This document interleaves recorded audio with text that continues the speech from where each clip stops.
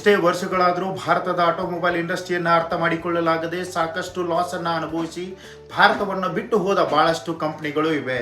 Example ಆಗಿ Ford, ಚವರ್ಲೇಟು, ಫಿಯಾಟು, ಡ್ಯಾಟ್ಸನ್ನು, ಮೆತ್ಸುಬಿಶಿ. ಹಾಗಾದ್ರೆ ಕಿಯಾ motors ಹೇಗೆ ಭಾರತದ ಆಟೋಮೊಬೈಲ್ ಇಂಡಸ್ಟ್ರಿಯನ್ನ ಮತ್ತು ಗ್ರಾಹಕರನ್ನ ಅರ್ಥ ಮಾಡಿಕೊಳ್ಳಲು ಹೇಗೆ ಸಾಧ್ಯವಾಯಿತು ಅನ್ನೋದನ್ನ ನೋಡಕ್ ಹೋದ್ರೆ ಇದಕ್ಕೆ ಉತ್ತರ ಕಿಯಾ ಮತ್ತು ಹುಂಡೈ ಇಬ್ರು ಒಂದೇ ತಾಯಿಯ ಮಕ್ಕಳು. ನಮ್ಮ ದೇಶದ ಗ್ರಾಹಕರ ಡಾಟಾ ಮತ್ತು ಗ್ರಾಹಕರ ಬೇಡಿಕೆ ಏನಿದೆ ಎಂಬುದನ್ನ ಹುಂಡೈ ಚೆನ್ನಾಗಿನೇ ತಿಳಿದುಕೊಂಡಿತ್ತು. ಹುಂಡೈನ ಡಾಟಾ ಮತ್ತು ಇನ್ಪುಟ್ಸ್ ಗಳನ್ನ ಬಳಸಿಕೊಂಡು ಕಿಯಾ ಭಾರತದ ಆಟೋಮೊಬೈಲ್ ಇಂಡಸ್ಟ್ರಿಯಲ್ಲಿ ಯಶಸ್ವಿಯಾಗಿ ನೆಲೆಯೂರಲು ಕಾರಣವಾಯಿತು. ಸೌತ್ ಕೊರಿಯಾದ ಕಂಪನಿ ಆದಂತಹ ಕಿಯಾ 1997ರಲ್ಲಿ ಬ್ಯಾಂಕ್ ಕರೆಕ್ಟ್ ಆದಾಗ ಹುಂಡೈ ಕಿಯಾದ 51% ಶೇರನ್ನ ಖರೀದಿಸಿತು. ಈ ಮೂಲಕ ಕಿಯಾ ಕಂಪನಿಯು ಕೂಡ ಹುಂಡೈ ಕಂಪನಿಯೇ. ನಮ್ಮ ದೇಶದಲ್ಲಿ ಅತಿ ಹೆಚ್ಚು ಫೇಮಸ್ ಆಗಿರುವಂತಹ ಕಿಯಾ ಸೆಲ್ಟೋಸ್ ಮತ್ತು ಹುಂಡೈ ಕ್ರೇಟಾ ಎರಡು ಸೇಮ್ ಪ್ಲಾಟ್ಫಾರ್ಮ್. ಅದೇ ತರ ಕಿಯಾ ಸೊನೆಟ್ ಮತ್ತು ಹುಂಡೈ ವೆನ್ಯೂ ಕೂಡ ಸೇಮ್ ಪ್ಲಾಟ್ಫಾರ್ಮೇ. ಸೌತ್ ಕೊರಿಯಾದ ಆಟೋಮೇಕರ್ಸ್ ಆದಂತಹ ಕಿಯಾ ಮತ್ತು ಹುಂಡೈ ಹೆಸರು ಬೇರೆ ಬೇರೆ ಇರಬಹುದು.